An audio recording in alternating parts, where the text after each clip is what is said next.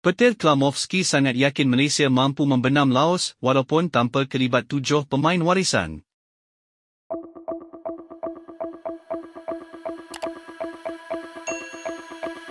Skuad Harimau Malaya akan bertemu pasukan Laos di tempat lawan pada Khamis ini dalam aksi kelayakan Piala Asia 2027.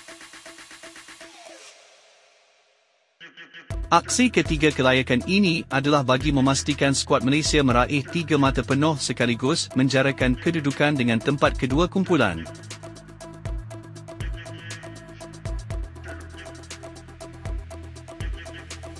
Walaupun tanpa kelibat 7 pemain warisan yang mendapat hukuman FIFA, namun jurulatih Peter Klamovski sangat yakin pasukannya mampu membenam Laos di tempat lawan.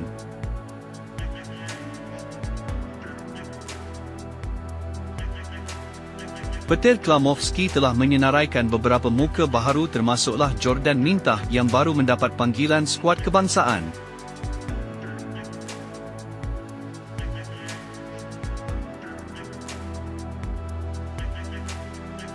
Beliau yang baru dinaturalisasikan pada tahun ini bakal membuat debut dengan membawa harapan peminat mampu menjadi pengganti Joao Figueiredo di bahagian serangan.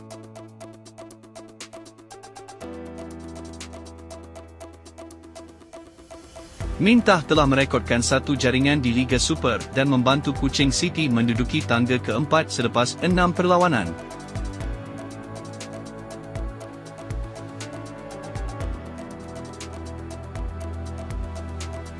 Walau bagaimanapun Malaysia tidak boleh mengambil mudah kekuatan lawan, anak-anak buah Ha Hyok Jun pastinya ingin memberikan aksi terbaik di hadapan penyokong sendiri. Aksi Laos dan Malaysia ini akan disiarkan secara langsung oleh Astro pada Khamis ini jam 8 malam.